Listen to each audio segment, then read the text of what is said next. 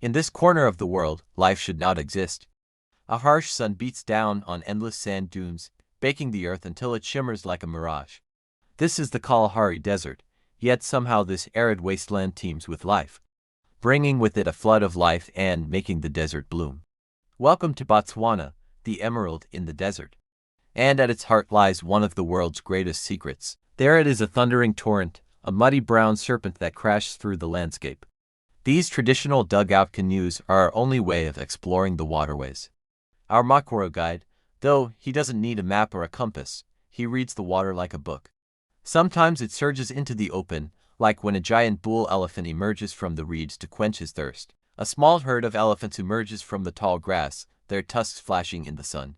For a moment, our eyes meet and I am transfixed by the raw power and beauty of this magnificent creature.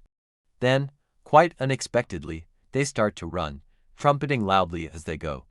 The mother is agitated, and the young calf stays close behind her, unsure of what all the commotion is about. But instead I found something far more profound, a deep connection to the land, its people and its wild heart.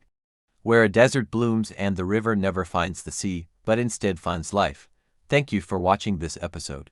The secret of the Okavango is not just the river itself, but everything it gives life to: the elephants, the hippos, the crocodiles, the sand people, and all who seek solace and adventure in its timeless embrace.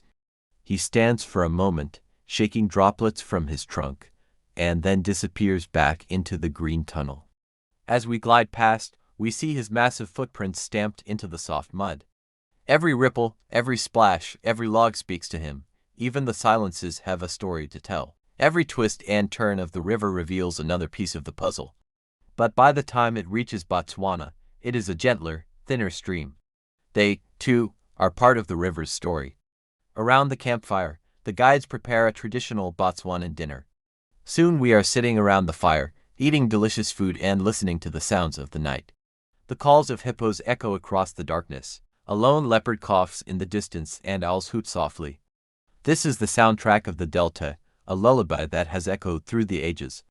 I watch as one of the sand trackers uses his incredible knowledge of the bush to find water deep in the Kalahari. Using a simple digging stick, he creates a small pool from which he can collect water. Its waters are crystal clear, edged with green, a precious resource in a sea of red and brown. Here is the Okavango Delta, a river that gets lost on its way to the sea. It carves a path through the seemingly impenetrable Kalahari, over ancient rock formations, and then suddenly, framed against the setting sun, a jewel appears. The colors explode into 1,000 shades of gold and red as the sun dips below the horizon. We found our first piece of the puzzle, but we still don't know how the Okavango supports such an abundance of wildlife. The Okavango begins far away in Angola. To get to the delta, we fly over endless plains, the dark shape of a fish eagle diving for fish. And everywhere, the tangled labyrinth of reeds and papyrus that gives the delta its name. Puddles reflect the sky, blurring the line between earth and air. Tiny ripples spread out from a leaping fish. And when the sun hits the water just right, the whole world shimmers, 1,000 tiny rainbows. As the sun rises over the delta, we set off on our mokoros.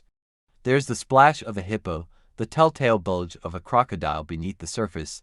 These waters may seem still, even stagnant, but life here pulses beneath the surface.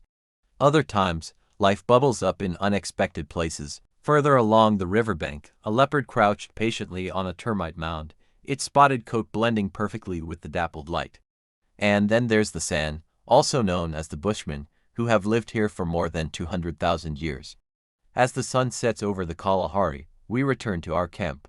Traditional huts stand on stilts above the ground, blending seamlessly into the landscape. I came to Botswana seeking an adventure, so come, marvel at the magnificence of the Kalahari.